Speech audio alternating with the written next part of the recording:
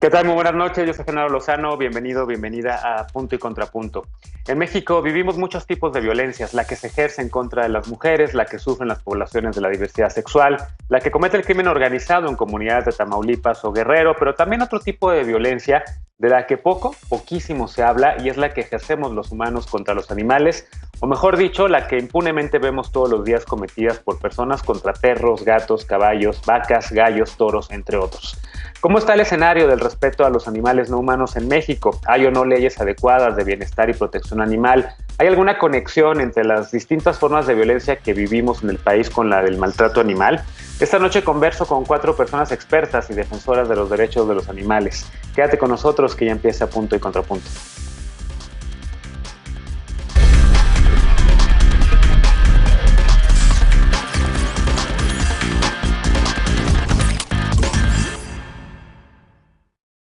México es un país de fosas clandestinas, de 100,000 personas desaparecidas, de 11 feminicidios diarios y de 25 millones de animales en situación de calle y abandono, según una encuesta elaborada por Anima Naturales. 7 de cada 10 animales domésticos sufren maltrato y 60,000 mueren cada año por esta causa. Veamos el contexto.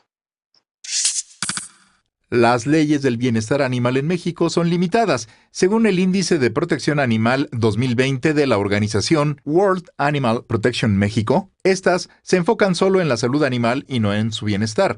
El índice evalúa la política y leyes de 50 países sobre bienestar de animales de compañía utilizados en agricultura, investigación científica, entrenamiento, cautiverio y en vida silvestre.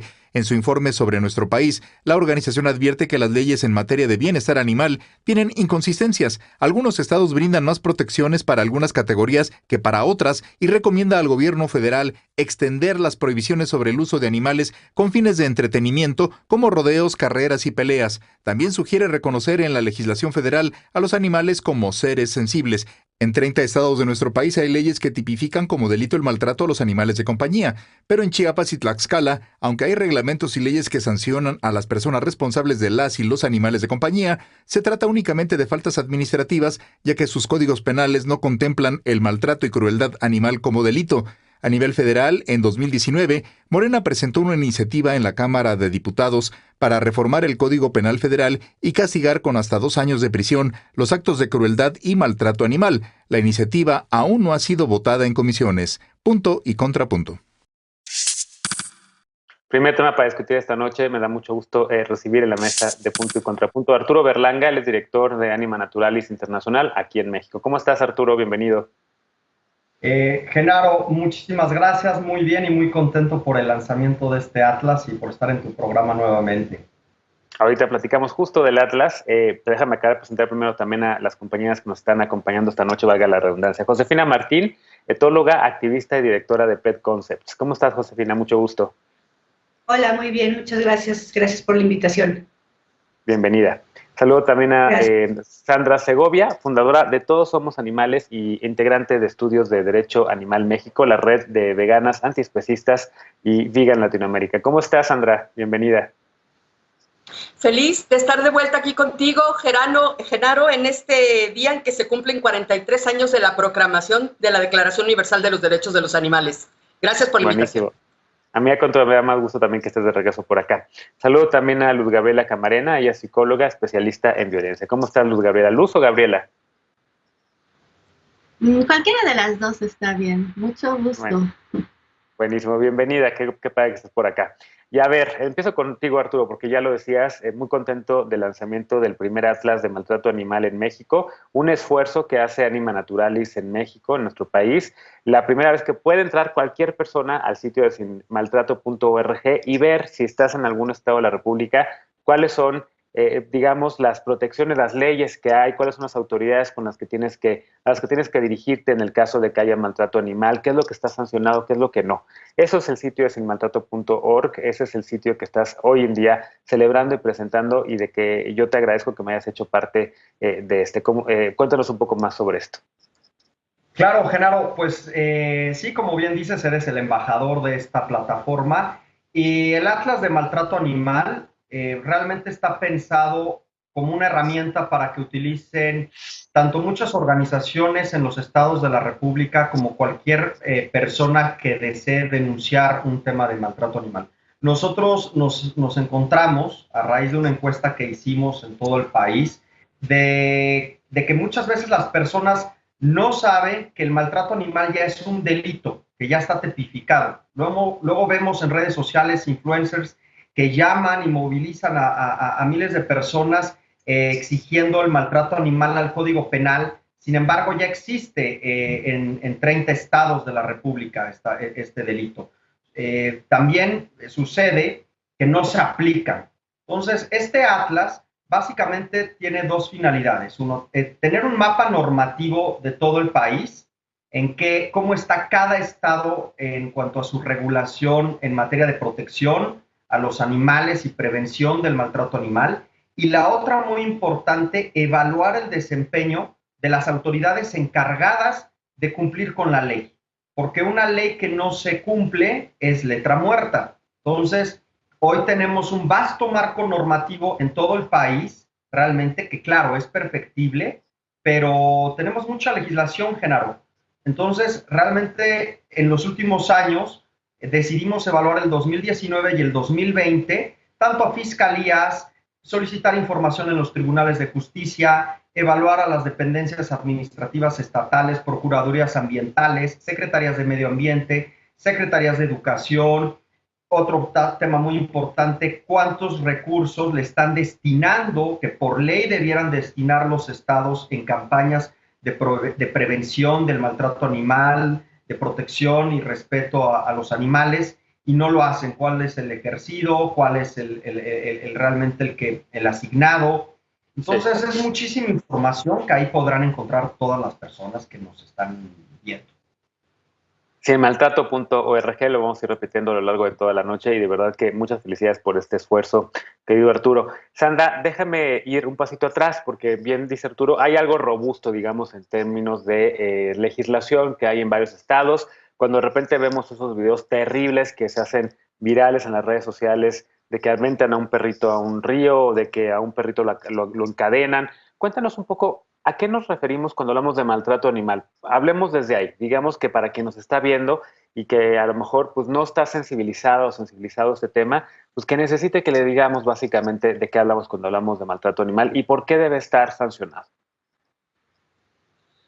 Pues el maltrato animal tiene que ver con la falta de consideración hacia los seres vivos, hacia los seres sintientes, y me parece que en ese sentido hace falta mucho trabajo en materia educativa, y también en materia legislativa. Como bien lo decías al inicio de tu cápsula, no solo es que falta legislación en muchos estados, sino que la legislación que ya existe es absolutamente heterogénea. Si bien tenemos legislaciones como la de la Ciudad de México, que tienen reconocimiento constitucional de la sintiencia de los animales, tenemos otros estados donde ni siquiera hay leyes de protección a los animales.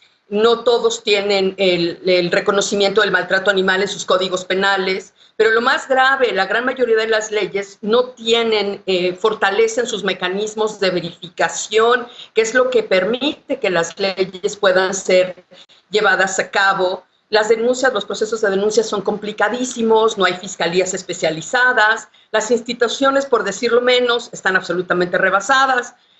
Para darte un ejemplo, en la Ciudad de México, PAOT, para hacer un rescate, te pide que tú te hagas cargo del animal rescatado porque la ley no contempla un lugar a donde PAOT pueda llevar estos animales que están rescatando. Apenas recientemente la Brigada de Vigilancia Animal adquirió esta facultad de la que puede ingresar sin necesidad de orden judicial a los hogares en caso de que exista un maltrato inminente, pero las demás instituciones no pueden hacerlo, y esto tampoco sucede en otros estados.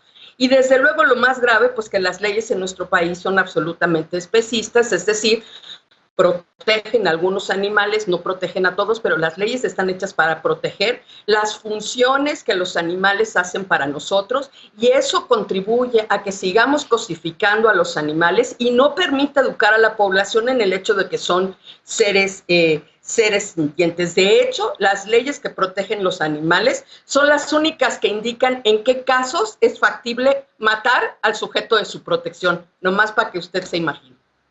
Híjole, qué bueno que lo tocas así, y quisiera preguntarte, Josefina, porque en efecto, como bien dice Sandra, aquí en la Ciudad de México tenemos en la Constitución reconocidos a los animales como seres sintientes, pero irónicamente, o paradójicamente seguimos teniendo corridas de toros. Y son muy populares todavía y no están prohibidas.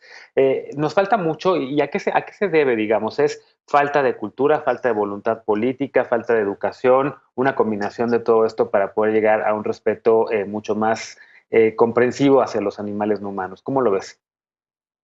Pues mira, no nada más son las corridas de toros, son las peleas de gallos, son los rodeos, son las charreadas. Entonces es muy chistoso porque en la ley de bienestar animal de México, de la Ciudad de México, está establecido que hay ciertas cosas prohibidas, como le estaba diciendo Sandra, pero da la excepción para corridas de toros, peleas de gallos, charreadas y demás.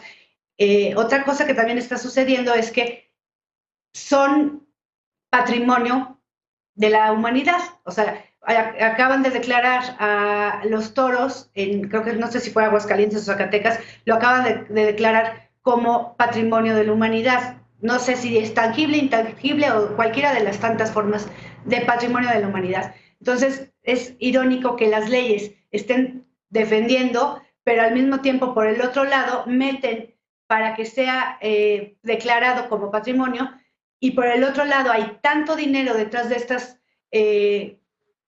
artes, fiestas, que siguen estando y que es un negocio tan redituable que va a ser muy difícil que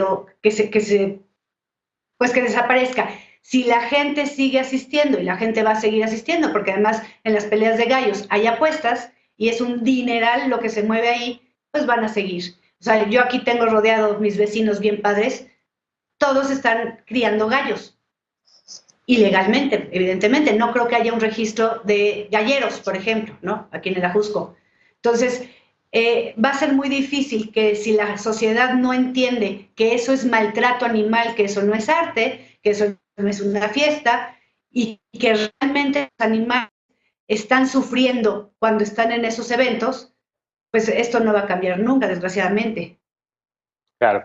Luz Gabriela, me gustaría contigo hablar sobre el tema de las violencias, pero lo tenemos eso hasta el tercer bloque. Quisiera preguntarles también a ti si coincides con los colegas de esta noche, con las colegas, porque yo veía ahorita a Sandra un poco asintiendo con la cabeza, o más bien como no estando de acuerdo con lo que mencionaba Josefina. Ahorita voy con Sandra, pero tú cómo lo ves con el tema del respeto de los derechos de los animales. ¿Qué es lo que nos falta? Tú como psicóloga y que has a lo mejor visto casos de personas que a lo mejor de repente ejercen violencia contra animales por no sé si sea un tema de salud mental, si sea un tema de cultura, ¿cómo lo ves?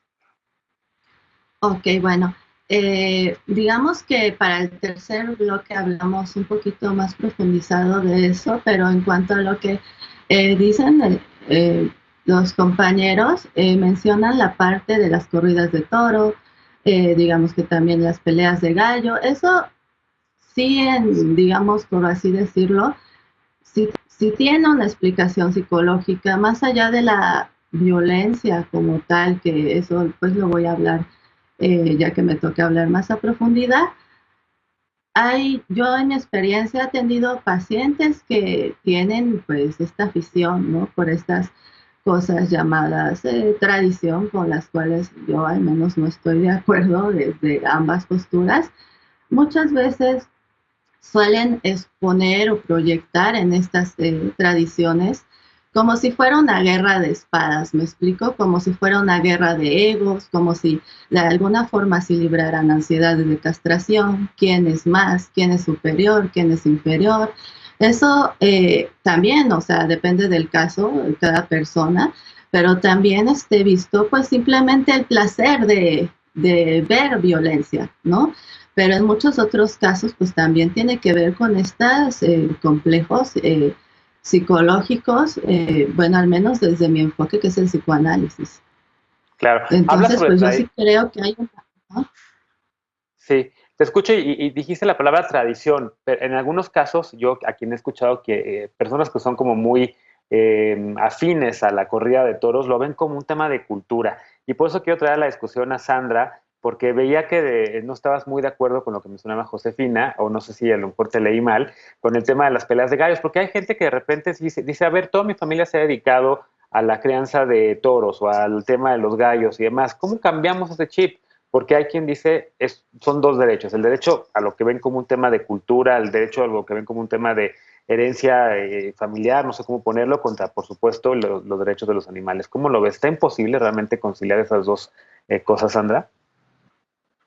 A mí me parece que no, y lo primero es decir, yo absolutamente de acuerdo con lo que dijo mi compañera Josefina, a quien quiero respeto, le mando un beso, y decirte que no, me parece que las tradiciones, las costumbres, las formas de emplearnos deben evolucionar, deben cambiar y deben modificarse. Lo vimos ahora en la pandemia, que por situaciones que además tienen que ver con nuestra forma de tratar a los animales, los hemos visto recluidos en nuestros hogares. Bueno, pues los negocios, las industrias y nuestros hábitos tuvieron que modificarse, los empleos tuvieron que transformarse y bueno, nuestras formas de divertirnos tienen que transformarse también. La tradición no puede ser justificación para maltratar a un ser vivo, o sea, la diversión tampoco puede ser justificación para provocarle sufrimiento a un ser vivo. Me parece que no es sano que la sociedad se divierta con el sufrimiento de otro. Me parece que es una postura que debemos combatir. Ana María Manzoni, en su más reciente libro que se llama Por el mal camino, dice que no hay violencias grandes ni violencias pequeñas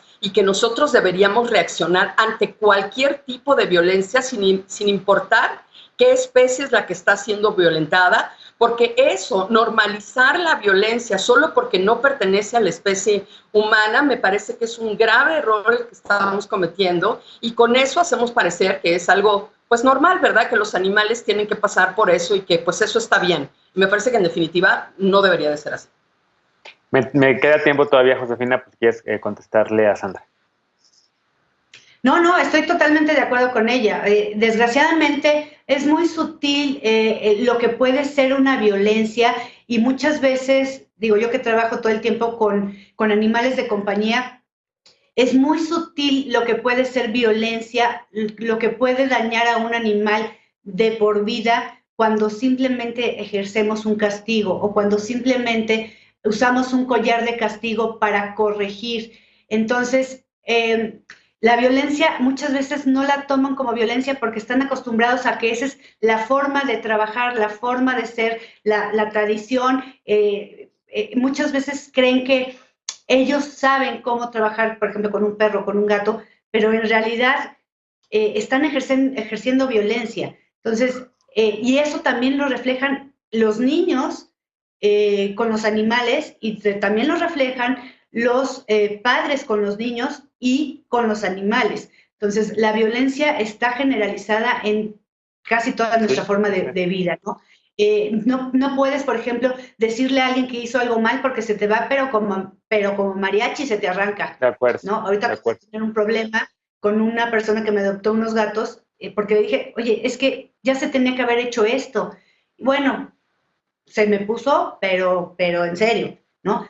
Y eso es una violencia. O sea, según él, yo fui la violenta, pero en realidad él es el que está, desde mentir ya puede ser una violencia, ¿no? Entonces, sí tenemos que tener cuidado de lo que estamos enseñando a nuestros hijos y lo que vemos los adultos como normal, que a lo mejor ya no lo vemos como violencia, pero lo es finalmente. De acuerdo. De acuerdo. Incluso el acto de ir al supermercado, sobre todo para las personas que no comemos animales, pues evidentemente caminar por el pasillo y encontrarte la carne empaquetada es profundamente violento, pues la gente de repente pues no hace esa conexión de lo que hay ahí detrás, ¿no? Déjame hacer una pausa. Vi la mano levantada de Arturo, pero se nos fue el tiempo de este bloque. Regresamos justamente después de esta pausa le doy la palabra a Arturo justo para que reflexione sobre lo que escuchó de sus compañeras y para hablar sobre el tema de que en el Senado hay ya un proyecto de ley para garantizar el bienestar animal en todo el país, en todo México. ¿Qué es lo que propone esta ley? ¿Es suficiente o no? Regresamos con esto, punto y contrapunto, no te vayas.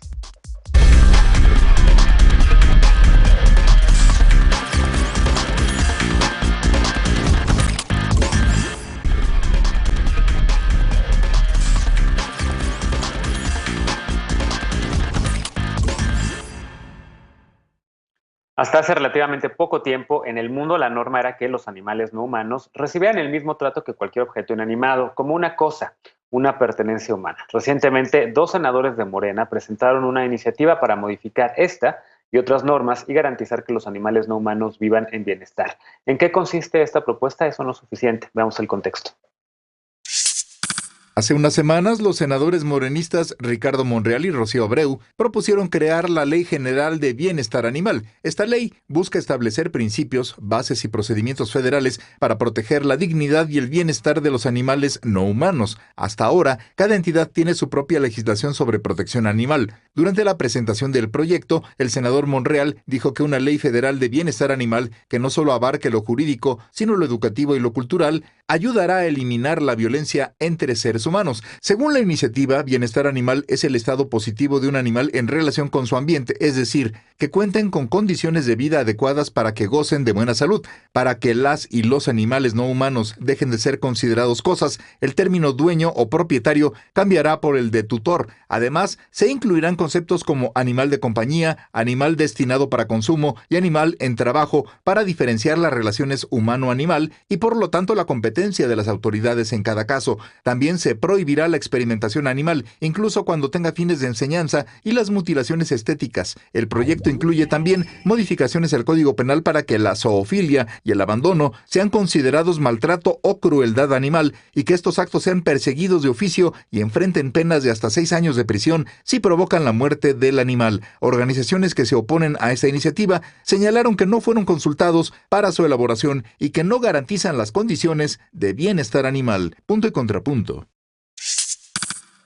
Arturo, te vi con ganas de reaccionar en el bloque anterior a lo que mencionaban nuestros colegas de esta noche. Por favor, empieza por ahí, pero también hablar un poco sobre esta iniciativa de ley que es federal. Mira, yo estoy navegando ahorita en el sitio sinmaltrato.org por eso te quiero preguntar, porque estoy viendo, por ejemplo, que en el estado de Veracruz no hay en el Código Penal sanción a actos de zoofilia, no hay sanción tampoco a abandono animal, no hay sanción a la falta de bienestar animal. Sí hay otras cosas, como por ejemplo, su ley de protección define bienestar animal, pero no sanciona la falta de este, ¿no? Entonces, ¿qué es lo que haría esta ley federal? Sería una invitación a que todos los demás estados que tienen, digamos, este mosaico tan desigual en torno a estas leyes locales, pues se armonicen, la ves buena, le falta. A mí de entrada me causó ruido eso de animales destinados al consumo, ¿no? Como si el destino de los animales fuera a ser consumidos, pero bueno, ¿cómo lo ves? Sí, mira, respecto al tema de la pelea de gallos que comentaron mis compañeros, que les mando un abrazo y las quiero muchísimo, cabe destacar que el ministro Arturo Saldívar sentó un precedente en la Corte cuando en el estado de Veracruz se prohíben las peleas de gallos.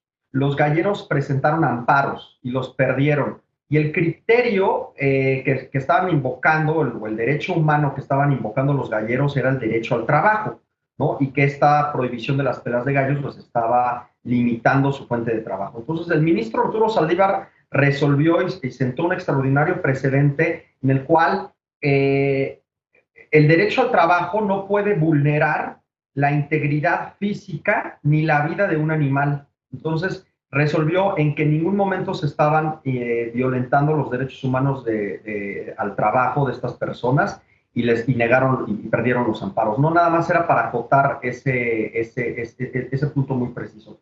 Respecto a la ley actual, mira, a mí en lo personal, Genaro, no me gustan las ensaladas jurídicas.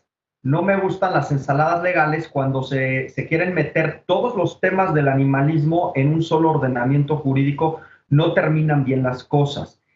Porque estamos hablando de que un instrumento jurídico que quiera regular animales en experimentación, animales en espectáculos, animales en consumo, animales en trabajo, y después a una silvestre que es un tema demasiado complicado y muy complejo que tiene muchos matices. Cuando quieres meter todo en una misma ley, es lo que va a pasar, que muchos biólogos, veterinarios, académicos, confrontados con animalistas.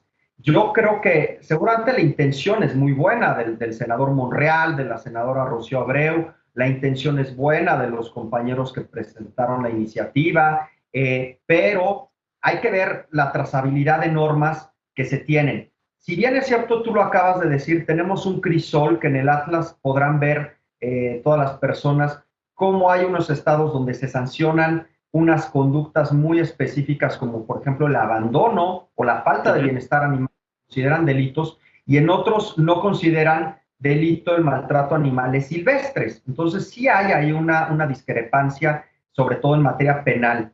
Sería interesante, o esto lo podría resolver una reforma en el Código Penal Federal, ¿no? Si quisiéramos homologar criterios en materia penal sobre qué conductas son las que se deben de sancionar, pues vendría desde ahí. Y también tendría que ser en una ley. Pero el tema de esta ley donde confrontó regreso el tema de fauna silvestre, donde tenemos que partir de una realidad, sí. Genaro, ¿cuánto cuestan las leyes? No se trata de hacer iniciativas por sacar iniciativas o expedir o promulgar leyes cuando su aplicación dependa de una gran bolsa de recursos que no se sabe si se tienen o si se tienen. ¿Y a qué voy?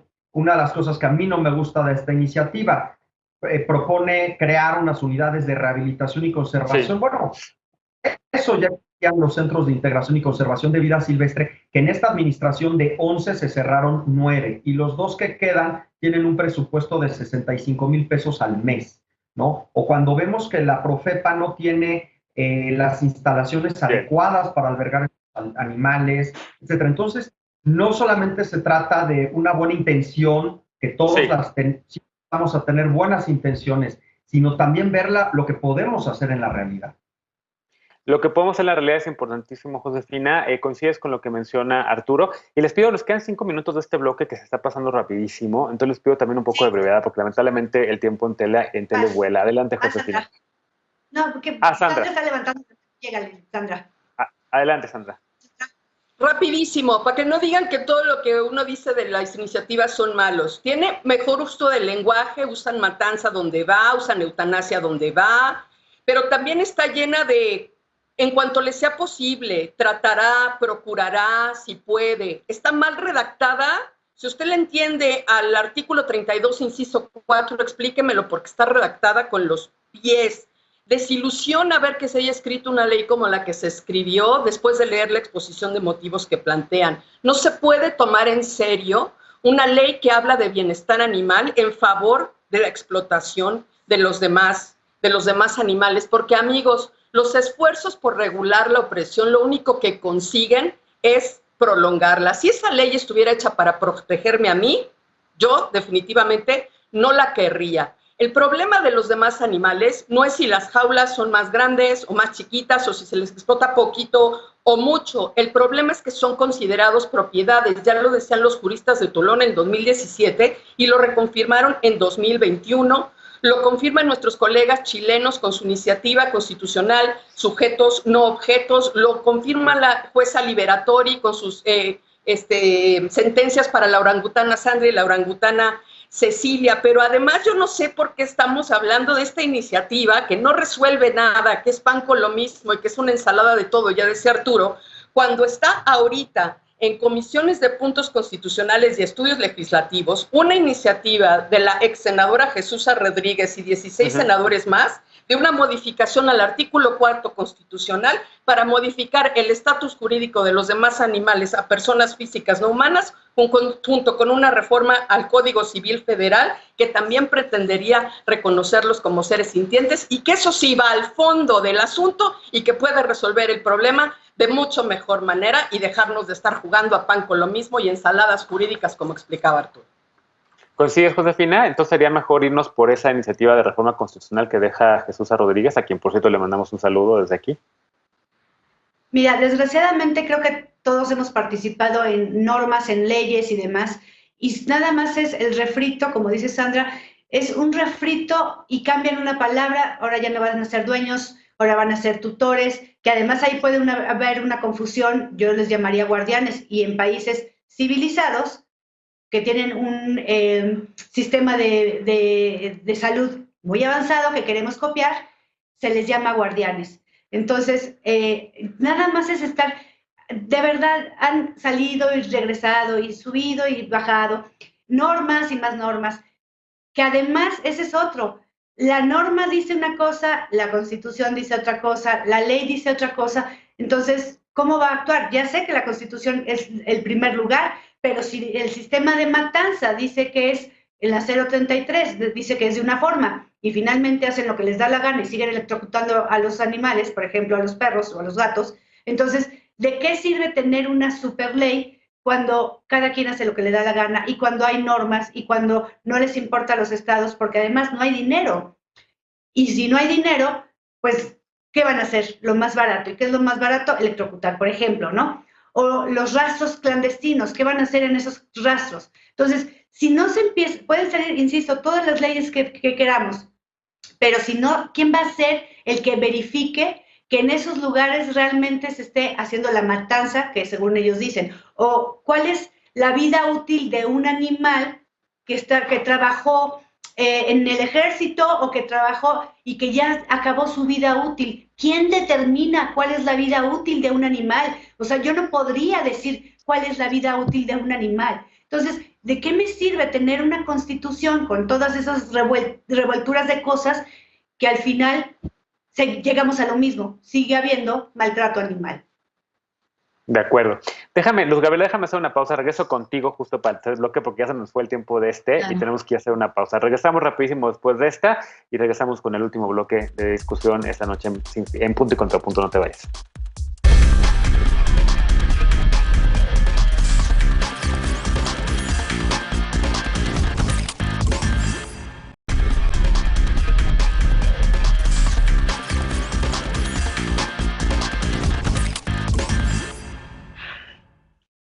Estamos de regreso a un Punto y Contrapunto. El maltrato animal predispone a la violencia social. No solo eso, es consecuencia y reflejo de la violencia que otro animal, el humano, ha sufrido en muchas ocasiones desde la infancia.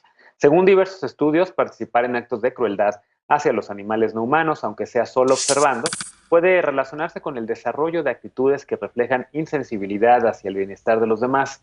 Desde el 2016, el FBI en Estados Unidos clasifica los actos de crueldad animal como delitos graves, al considerar que es un acto precursor de un delito más grave, así lo dice el FBI. Prácticamente todos los estudios sobre el tema concluyen lo mismo: el maltrato, la crueldad, los actos de abuso que cometemos contra las y los animales no humanos que comparten con nosotros en el planeta son espejo de la violencia social. Y esa violencia con frecuencia inicia en la infancia, cuando una persona menor vive o testimonia situaciones que puede reproducir en los animales no humanos. ¿Sabías, por ejemplo, que México es el país donde se registra una mayor tasa de abandono de animales de compañía? Organizaciones y activistas estiman que casi 25 millones de animales en México viven en situación de calle aquí en nuestro país. Así como oíste, 25 millones. Así es, actuar con ventaja y dolo sobre animales no humanos, causarles sufrimiento, dolor o abusar de ellas y ellos, no habla más que de nosotras y de nosotros y de los entornos de violencia social en los que crecemos, y en donde además de estar aceptado que una mujer sea golpeada o que las y los niños reciban una nalgada a tiempo, hemos normalizado el maltrato no solamente a las y a los animales de compañía como perros y gatos, sino prácticamente a cualquiera. ¿Cómo? Invadiendo su hábitat, contaminando su espacio o de plano orillándolos a migrar, desplazándolos de su territorio o levantándoles muros en la frontera. Ahora sí, voy contigo, estimada Luz, como te pudimos escuchar en el bloque anterior. El tema que tú has estudiado, el tema que tú has tratado es justamente esto de la violencia, y que preguntábamos al principio del programa y un poco también en esta cápsula, lo que queríamos conectar. La violencia que ejercemos o que vivimos en un país tan violento como México, que tiene o no conexión con la violencia que se ejerce hacia otro tipo de animales, los animales no humanos. ¿Cómo lo ves? Ok, bueno, yo creo que en los bloques pasados también me gustaría yo señalar algo que creo que es fundamental. Mis compañeros comentan, por ejemplo, que no hay que normalizar la violencia, ¿no? Pero yo creo que debemos de hacer un señalamiento aquí particular, porque no es que normalicemos la violencia, pero también debemos saber que el ser humano, en muchas teorías, en especial el psicoanálisis, nos dice que de alguna forma el humano nace con un monto de sadismo, con un monto de agresividad. El humano todo el tiempo lo ves en consulta tratándose de defender de la violencia, ¿no? Ese es un primer punto que yo quería aclararles, que la violencia es algo constitucional en el ser humano, ¿no? Entonces, de alguna forma, una cosa es que el ser humano tenga esta violencia, yo creo que muchas personas van a decir, ¿qué estás diciendo? ¿No? Pero la otra cosa es ejercerla, ¿no? Eso es como, ahí es donde no es normal, donde entran problemas, ¿no?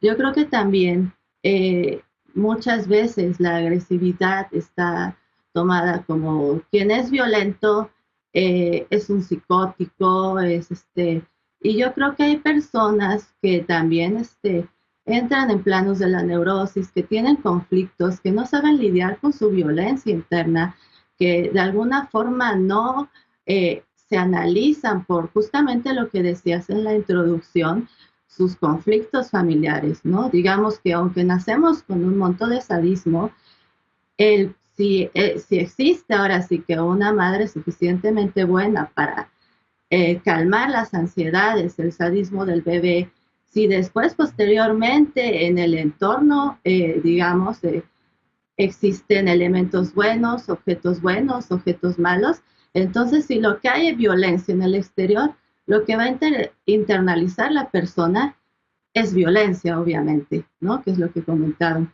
Si en cambio las figuras que tienen, ¿no? de autoridad, objetos de amor, son personas bondadosas, personas que incitan no a la destructividad y más bien a la creatividad, entonces lo que internaliza internamente, pues como decimos nosotros, mundo interno, porque nosotros comprendemos que existe un mundo externo y existe un mundo interno, entonces ahí cambia la cosa, ¿no? Digamos que desde el psicoanálisis yo no podría decir, ay, qué miedo a la violencia, no, yo no soy violento. Sí, o sea, debemos de, justamente mecanismos de defensa que utilizamos las personas es proyectar la violencia al exterior. De acuerdo.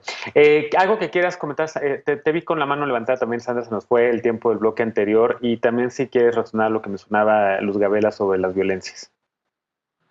Pues mira, nada más expresándome correctamente a petición de Luz, no normalicemos el ejercicio de la violencia, porque hay mucha violencia institucionalizada, ¿no? Esta violencia que se ejerce de forma institucionalizada y de forma legal, y que tiene proporciones enormes, incluso mucho más grandes que la violencia que no es legal. Solo para darte un ejemplo, 1.600 millones de animales son asesinados para consumo en México y 76,000 millones de animales lo son en el mundo. Y eso se ve normal, es violencia ejercida de manera normal, sin contar los millones de animales que se usan para cargas, zoológicos, parques, acuarios, bioterios, cacería, etcétera. ¿Cuál es la mejor parte de todo esto? Que no necesitamos reformas de ley para transformar todo, basta con cambiar nuestras decisiones, nuestros consumos, nuestros hábitos y nuestra forma de alimentarnos. No hay violencia mayor ni menor, toda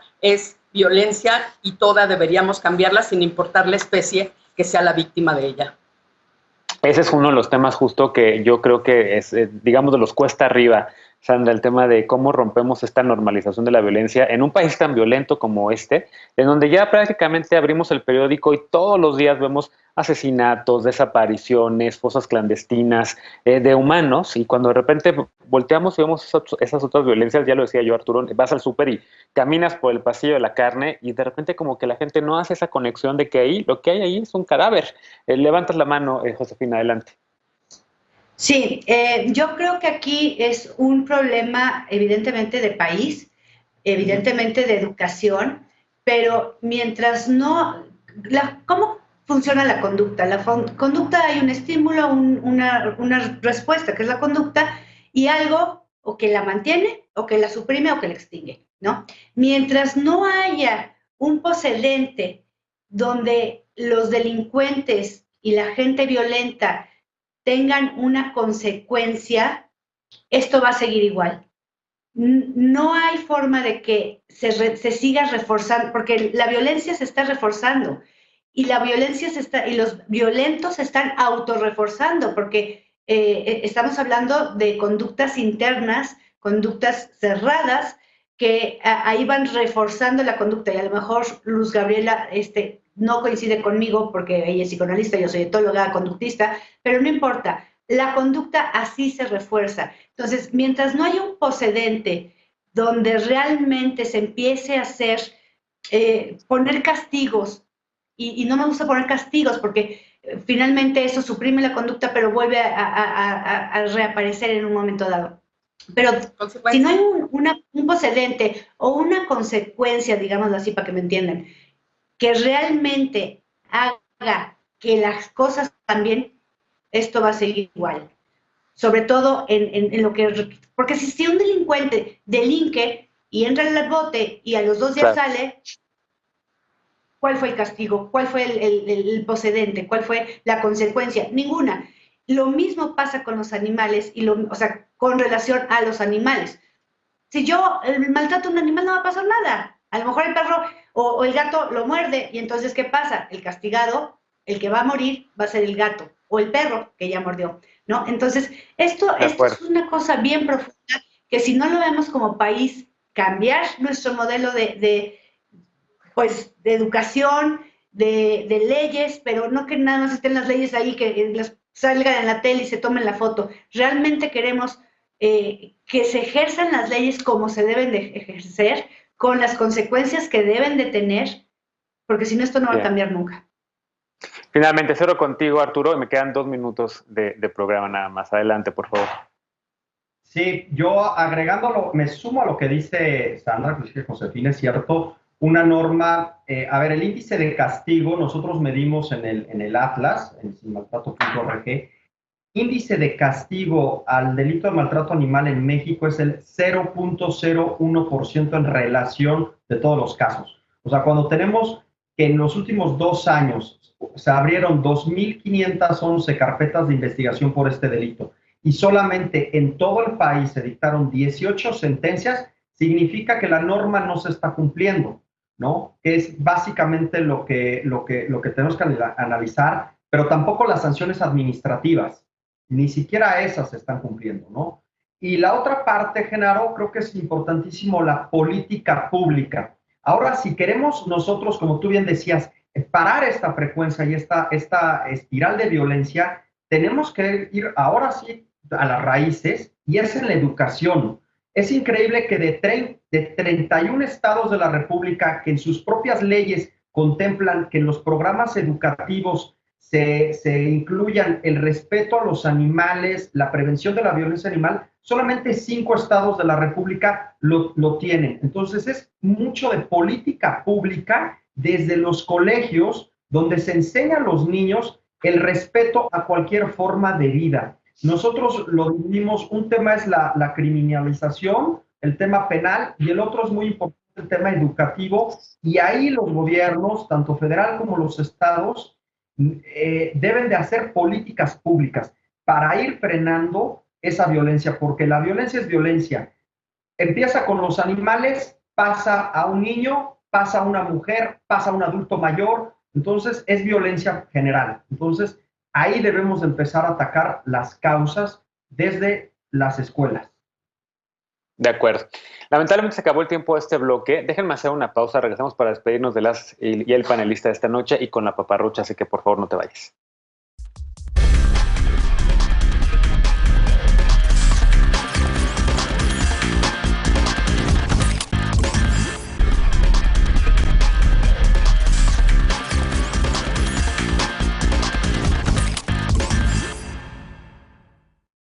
Estamos de regreso en Punto y Contrapunto. Vamos ya con la paparrucha de esta noche. Si eres residente de aquí de la Ciudad de México, ya obtuviste la CURP de tu animal de compañía, así se llama. No es una CURP como la que nos asignan a las y los animales humanos, pero sí es un registro gratuito de tu lomito. Se llama Registro Único de Compañía, RUAC. Es exclusivo para perros y gatos y para conseguirlo solamente necesitas entrar a una página web. Bueno, al menos eso es lo que promete la Secretaría del Medio Ambiente capitalina. La verdad es que no queríamos ilustrar este segmento con este tuit, sino con el RUAC de las y los animales de compañía del equipo de redacción, pero fracasamos olímpicamente. Aunque mucha gente ya logró obtener el RUAC de su lomito a lomito, en nuestro caso no lo hemos conseguido. Intentamos en todo tipo de pantalla, de navegador, de computadora, escribimos al correo que la Agencia de Atención Animal del Gobierno de la Ciudad de México nos dio para ayudarnos, y nada de nada, seguimos sin recibir el famoso correo de confirmación necesario para poder registrar en mi caso, a mis perritos. Si quieres intentarlo, solo necesitas entrar a la página ruac.cdmx.gov.mx. Deberás registrar tu correo electrónico y esperar el mensaje de confirmación. Ojalá que lo logres y nos cuentes qué te pareció el proceso. Recuerda que el registro es válido solamente para perros y gatos, y por cierto, además de su registro, no olvides que todos los animales de compañía necesitan atención, amor y cuidados. No olvides vacunarlos tampoco, ya que es tu responsabilidad. Y te invito nuevamente a visitar el sitio sinmaltrato.org para que puedas ver si en tu localidad, si en tu estado hay o no leyes para proteger el bienestar animal, qué es lo que falta. Y te invito a sumarte a organizaciones como Anima Naturalis, que apoyan justamente la defensa de los derechos de todos los animales. Gracias por habernos acompañado esta noche. Gracias, Arturo. Gracias, Josefina. Gracias, Sandra. Gracias, Luz Gabriela. Espero que podamos seguir hablando pronto de estos temas. Te recordamos que seguimos en pandemia y por lo tanto te pedimos que te sigas cuidando y cuidando a quienes más amas. Lávate las manos bien y con frecuencia, mantén la sana distancia, vacúnate en cuanto te toque la primera o la segunda dosis y síguete cuidando, porque cuidando de tú nos cuidamos todos. Gracias por habernos acompañado esta noche. Nos vemos el domingo en la mesa de Sin Filtro y el lunes por acá de regreso en Punto y Contrapunto. Soy Genaro Lozano, buenas noches.